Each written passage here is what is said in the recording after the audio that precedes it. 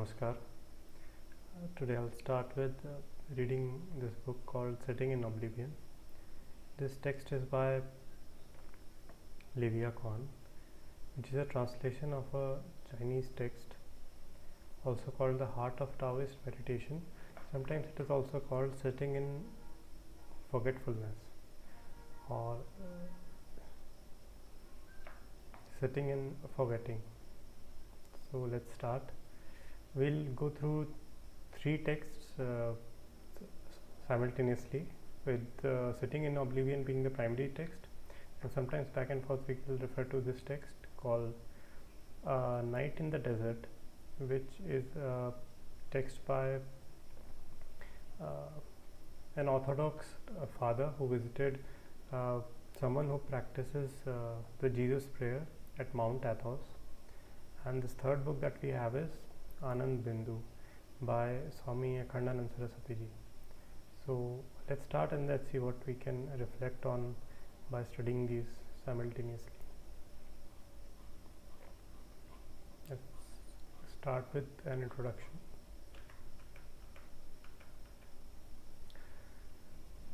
Zhou Wang, or Sitting in Oblivion, signifies a state of deep meditative absorption and mystical oneness, during which all sensory and conscious faculties are overcome, and which is the base point for attaining Tao. I think what is being reflected here is something indicating towards Samadhi, or something asampragyat Samadhi.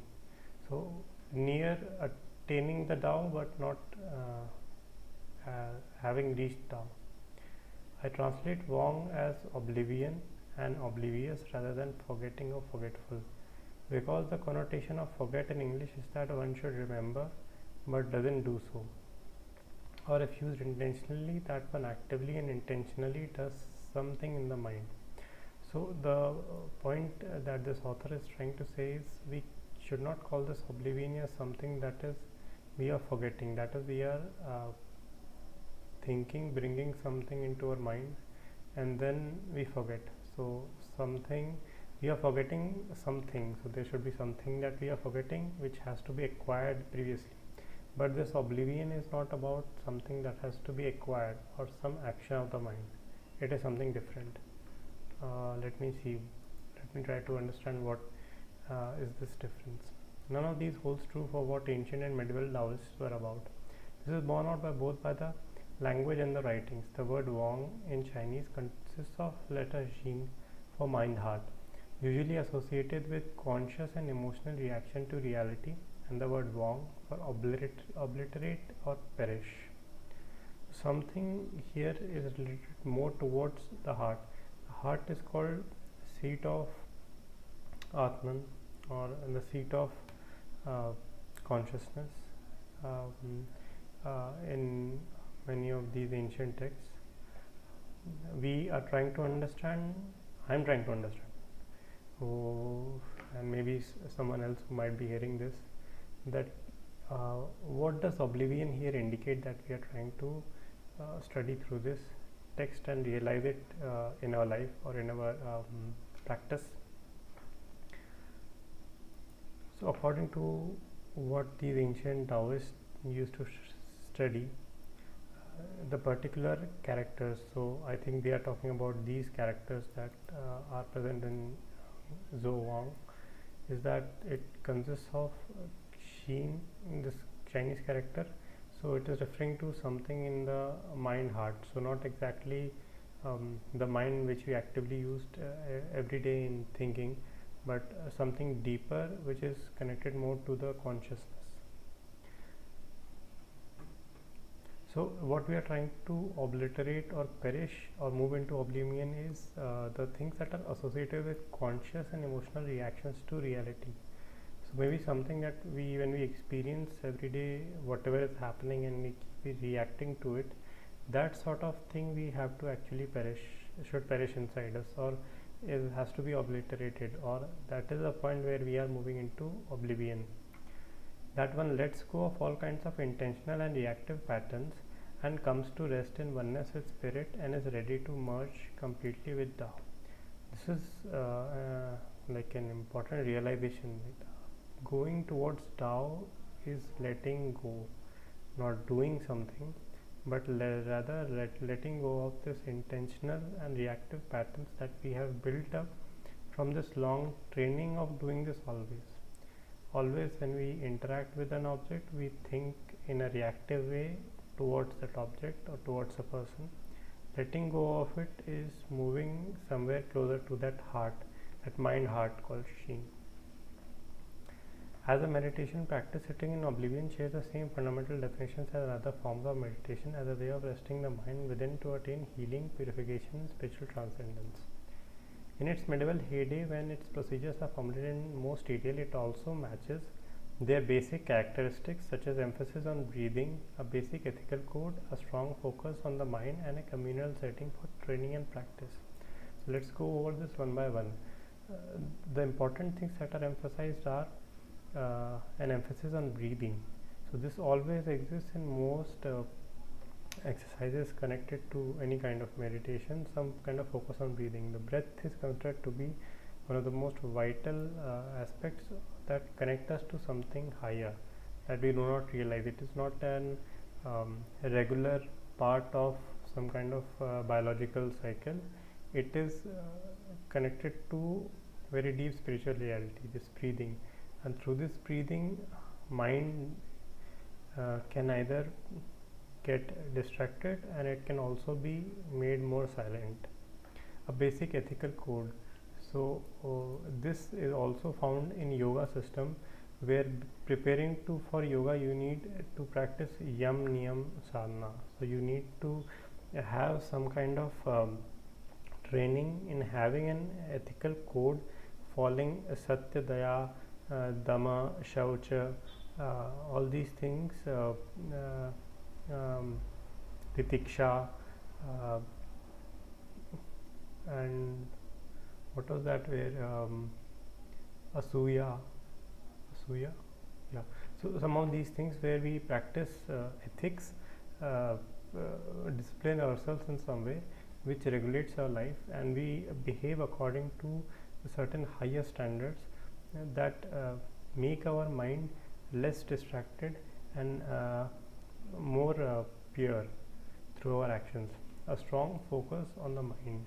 So this is the spirituality is more starting with how you train your mind to do certain things in a certain way, or rather letting go of its built up patterns, which is more important here, that you let go of, you stay in oblivion and obliterate its existing thinking patterns. And a communal setting for training and practice. So all these older organizations have maybe set up monasteries where people of similar kind can come together and help each other on this practice. So a lot of these practices cannot occur effectively without the guidance of a teacher who helps at various stages and sorts out specific inner problems that occur with any practitioner. When someone takes up such kind of practice all alone, this leads to a lot of difficulty after a certain amount of after a certain duration of time.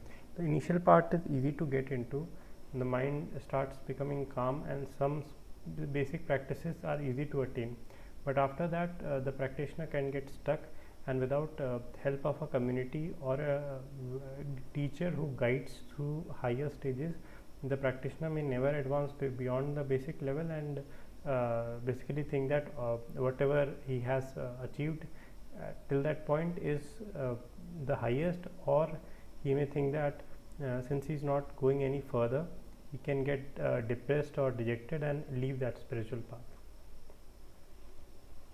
Unlike other forms of meditation which make use of certain sense organs or the conscious mind to access the subtle layers of person, Zhuoyong demands a complete abolition of all sensory perception and conscious evaluation, insisting on immediacy in attitude and lifestyle. So in this way we can think of it as something that is closer to the Zen form of meditation, nearing that which is Japanese method that was polished and realized better in the Japanese school of Buddhist meditation. Meditation can be defined as inward focus of attention in a state of mind where ego-related concerns and critical evaluations are suspended in favor of perceiving a deeper, subtler, and possibly divine flow of consciousness. A method of communicating with deeper layers of mind, it allows the subconscious to surface in memories, images, and thoughts while influencing it with quietude, openness, and suggestions. Typically, commonly among its many forms, it works with breath awareness, has ethical rules or requirements, creates social communities, and aims at mental transformation. So this is like again a repeat of some of the points that were covered earlier. And in meditation, we are accessing some deeper layers of the mind. So starting with meditation, since we do not really know how our mind is constructed, how the non-vocal portions of the mind are, this can also be a bit challenging for someone who has not explored this inner side of mind, and it can also lead him or her astray. So it is important to be very careful in starting this exploration and being a little bit more confident and a more brave in going through this journey. Breath awareness forms an essential part of meditation. It may be a count that accompanies inhalation and exhalation, a counting of only the exhalation, the silent repetition of in-out as the breath goes in and out. This focus on breath is utilized in many other kinds of meditation also, or we can say other practices such as the japa meditation practice, or japa itself, taking Bhagwan's Naam and taking it the Lord's name again and again. This similar practice is also done in this Orthodox Christian community, where they call this Hesychasm, I think it is called, or the Jesus prayer it is called, which is a repetition of a short appeal to their God, which is Jesus in this case, or the prayer has inclusion of Trinity, so called to that. So when we invoke it and we repeat it together with our breath, we sort of make it fall in sync with the breath. So what we are not trying is taking our breath in the cycle of in Bhagwan's name. Rather, we are trying to put Bhagwan's name in the regular cycle of breath. So the breath should not become artificial, because breathing is a natural thing.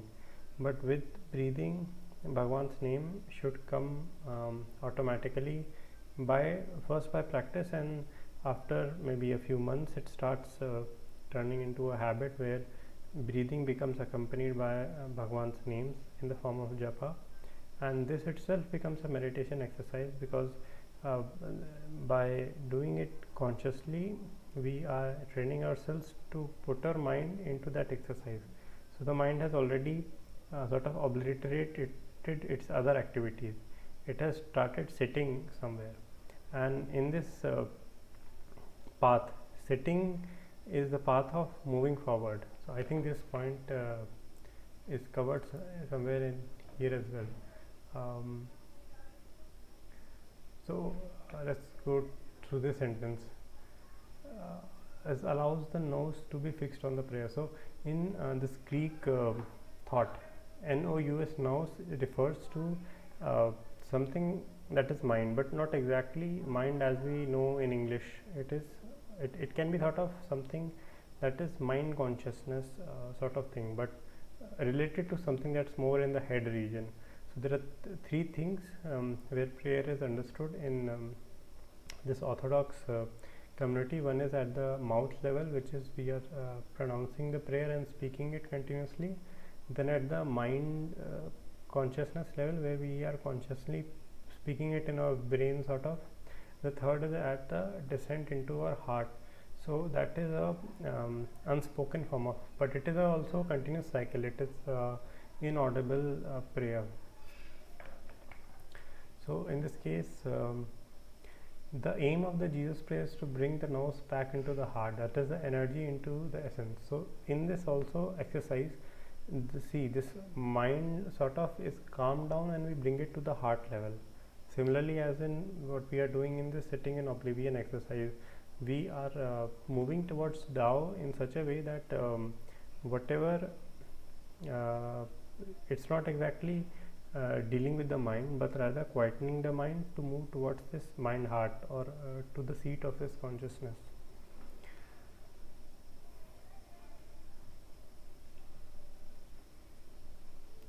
And okay, somewhere here there was, I should have bookmarked it. Can I find it?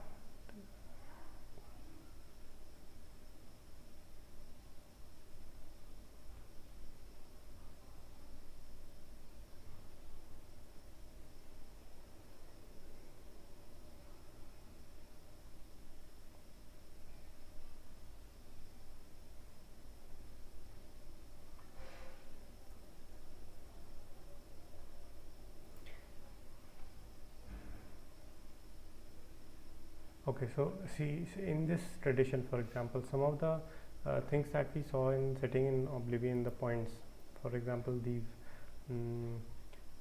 typically and commonly among its many forms, it involves works with breath awareness, has ethical rules or requirements, creates social communities, and aims at mental transformation. In this case, we have these examples. For example, here it is said, in the beginning, our attention concentrates on the fulfilling of the commandments of Christ and is occupied in practicing abstinence and obedience. So they are following some rules and they are training themselves in those rules. We know from the teaching of our holy fathers that virtues do not unite man with God perfectly, but they create the appropriate climate so that prayer comes, which unites man with the God, the Holy Trinity. Virtues are a prerequisite for the granting of much grace, yet they also offer grace.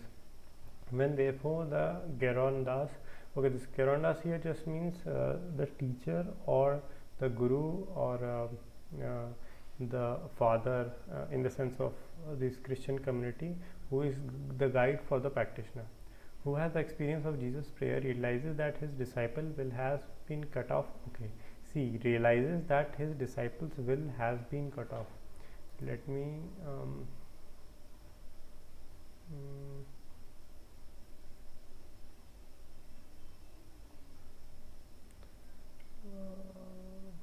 okay, can I get a highlighting option?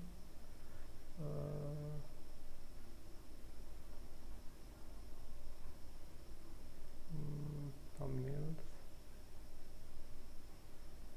right to left tabs. Okay, so it's not here. Okay, so let me just maybe it is visible. Let's just continue reading. I'll figure it out from, maybe I should open it in this particular file. Okay. When therefore the Gerondas, who has the experience of the Jesus prayer, realizes that his disciples' will has been cut off and has been cleansed from the gross passions, this realizes that his disciples' will has been cut off implies this final point, that the same thing that we are talking in sitting in oblivion, that some of our conscious reactions that occur continuously in the mind, these need to be cut off and cleansed, sort of cleansed from the inside, and from the gross passions only then does he decide to initiate him in the Jesus prayer. So there is a preparation phase. You join a community, you start practicing some virtues, and you keep some of these commandments and some practices that are part of that community to sort of prepare yourself and take guidance from a teacher called Gerondas. In Gerondas, I should look up its pronunciation. Sorry, I'll look but this particular thing I'll just call it teacher for now and look up the good proper pronunciation when we meet next. So these are the preparation stages into the actual practice, which is a Jesus prayer, or which is a practice of removing everything and putting the mind in the name of God. He guides him by little in case he may be led into disappointment or error. What are the stages, which are the mystical steps which bring us in perfect union with the Christ and to enjoyment of deifying grace? So the basic purpose of the Jesus prayer is to unify the whole of man who has become fragmented. And then we go over some of their own philosophy.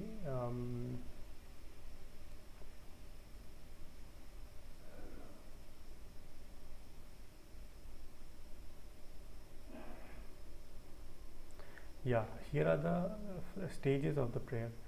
There are primarily 5 stages. Firstly, the recitation of the Jesus prayer vocally. We repeat the Jesus prayer with our lips while trying at the same time to focus our attention on the words of the prayer. Secondly, the nous, which is this mind area, takes the Jesus prayer and says it noetically. Our whole attention is centered again in the words, but is concentrated on the nous. When the nous gets tired, and then we start again to vocalize the prayer with the lips. This method, of course, as the use of prayer rope, is still the elementary school level of Jesus prayer. A beginner should start, however, from this stage, and when he reaches the more perfect, the imperfect one will then often fade away. So, although in this case we are covering mostly this Christian Orthodox Greek aspect of this Jesus prayer, from which this tradition is derived. Similar tradition is also found in Buddhist practice of Nembutsu or Namo Amitabha, which is also a prayer to Amitabha, or this eternal shining brightness, light nature of Buddha. So in that case also, this Amitabha Buddha has taken a vow that whoever will appeal to him or cry out to him or pray to him, he will save those. So in this tradition, people pray to the Buddha, and then this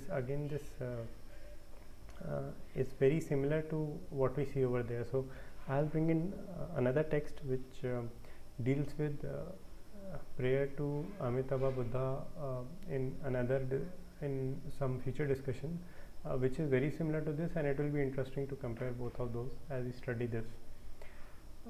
Saint Nilos advises, always remember God and your nose will become heaven. So just by bringing God's name into our mind, this mind turns into heaven. Thirdly, the Jesus prayer then descends into the heart.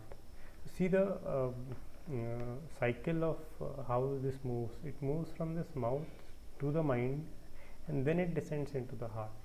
So thinking that it will directly go into the heart, or breathing will take it directly, shortcut path to the heart won't work. So nous and the heart are united. So mind and the heart get united, and the attention is now centered in the heart and is immersed again into the words of the Jesus prayer, primarily into the name of Jesus, which is an imperceptible depth. So this meditation exercise, whether it is taken through Buddha or through this route, brings the power of whose name we are taking. When we take the name of Bhagavan Rama enters into that particular depth, and the same Bhagavan who is everywhere, even as in his various forms, is present inside, and that depth we start feeling some of it through this practice. Fourthly, the prayer now becomes automatic. It is done while the ascetic is working, eating, discussing, or while he is in the church, or even while he is sleeping. I sleep, but my heart waketh. So let's stop here. I think we are going into much more advanced stages of the prayer, and we go back to sitting in oblivion. Breath awareness forms an essential part of all meditation. It may be a count that accompanies the inhalation and exhalation, a count of only the exhalation, and silent repetition of in out as the breath goes out, or it may involve a physical awareness of the breath. Ethical rules may be highly detailed regulations, or a general encouragement to cultivate goodwill and compassion. The idea behind meditation as an ethical process is that one cannot connect to ultimate goals as envisioned by the tradition, however defined, unless one reaches a certain level of purity. So this part of preparation of purity of our thoughts and actions is very, very important and should not be overlooked before jumping straight into any kind of meditation exercise. Simply sitting and spending time sitting, forcing ourselves in one place, will not actually bring the mind into a state of not caring, or in the state of oblivion. That is this technique or this path. It will not bring anyone closer to the Tao unless daily actions are purified first. Some of our inner thoughts are purified when we don't do actions which are impure. This purity carries an ethical dimension and is, at least in the beginning, often expressed in moral rules and precepts. Most common are the four great moral rules against killing, stealing, lying, and sexual misconduct. Some of these, so these basic rules are found common in almost all serious traditions. Whether we start with yoga, Patanjali Yoga Sutras, they specify again these rules as for a beginner to first purify his actions. If you go into any modern organization, such as anything, even any modern Buddhist organization, again these rules are emphasized, which are moral rules against killing, stealing, lying, and sexual misconduct.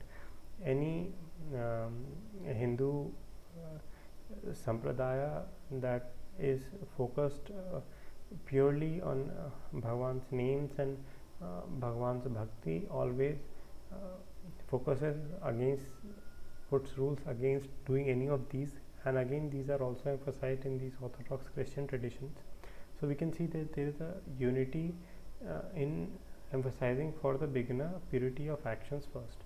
So this comes first, and then we start going into deeper into this practices of meditation, but first we need to prepare ourselves.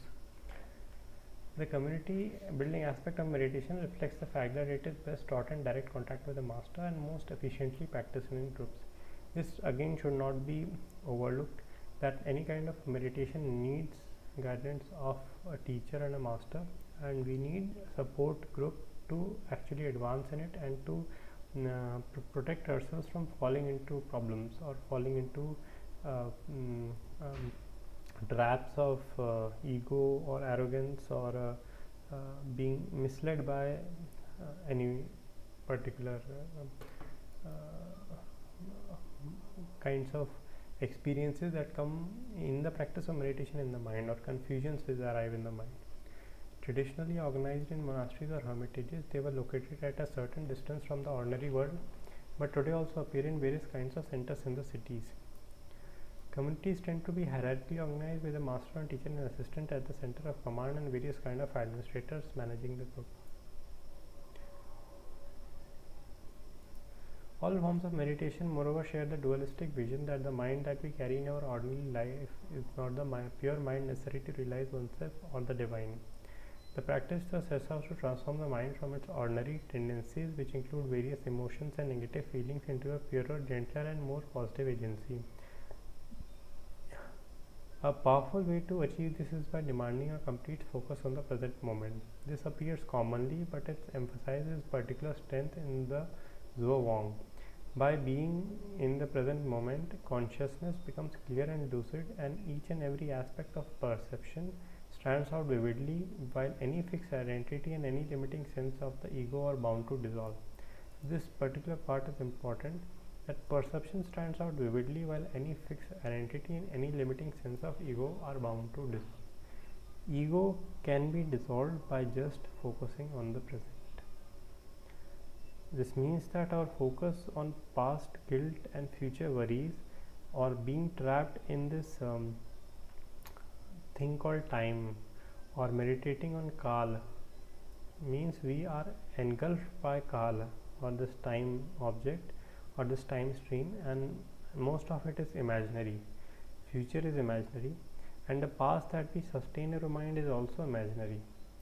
There is no continuous past that we have, we just live in the present, and our ego is mostly tied to what we think in terms of our guilt of the past and our worries of the future. That is essentially our ego. We have very less ego in the sense of what we consider ourselves to be. So we are defining ourselves by whatever happened in the past. Our arrogance is due to maybe something in the past, or our lack of self-esteem is maybe something due to something that happened in the past, and what we may do in the future is also our own imaginary worry. We have very little thought about what we are at the present, and simply being in the present helps dissolve this ego a lot. We don't need to do any special exercises or any out of the world thinking to actually dissolve this ego problem. This effect is also enhanced by an awareness of death. Death, when accepted fully in the midst of living, can provide a strength and impetus, a preciousness to life that otherwise is hard to find. This is an important way to realize how to utilize this human life in a good way. Reaching Bhagwan, or realization that Bhagwan is inseparate from our existence, is the way when we realize, when we become aware of fully that how this human life can be utilized and to move forward in the spiritual path, rather than being engrossed in doing actions which bound us through our karma to multiple births again and again. So having truce with the concept of death is also important in progress in this path of meditation, and realizing the preciousness of our existence. Like Goswami Tulsidas ji has said, Kabahu ka kar karuna naradehi det Kabahum ka kari karuna naradehi det is binu hetu sanehi. If I am correct, if any word is not wrong. Kabahum ka kari karuna naradehi det is binu hetu sanehi. Bhagavan Rama is doing his karuna by giving this human form to us in order to reach closer to him, in order to realize that he is not separate from us, he is present everywhere. And not realizing this, turning away from him and spending our life in desiring things that are to be left on this that will never, that are essentially do not exist, that are our own invented things of human luxuries that have no value outside of our imagination, that takes us away from actual purpose of this life. I think that's we'll continue this study. Let's go over one story from Anand Bindu by Swami Akhandanand ji, which is the first story, or the let's say prelude to this book, which is a very nice book. Prabhu doesn't like a curtain. One day Sri Udiya Babaji Maharaj sent me to do a katha, discourse of the Srimad Bhagavad Mahapuran to a Maharani. All the arrangements were excellent. A beautiful elevated seat had been made for me, and I went and sat on it. Then I saw a fine curtain of bamboo reeds on one side. The Maharani came and sat on a seat behind the curtain. She did not sit before me. The Maharaji said, if the Maharani wants to listen to the Bhagavad from behind a curtain, and ask her to call some other Pandit. I said, if she wishes to hear it from me, let her remove the curtain and sit before me. Otherwise, I will not narrate the katha. The Maharani ordered the curtain to be removed, and she came and sat before me and listened to the katha with great love and interest. Similarly, Bhagavan doesn't like a curtain between him and his bhaktas. If you wish to meet Prabhu, you will have to cast away the veil that hides yourself from him.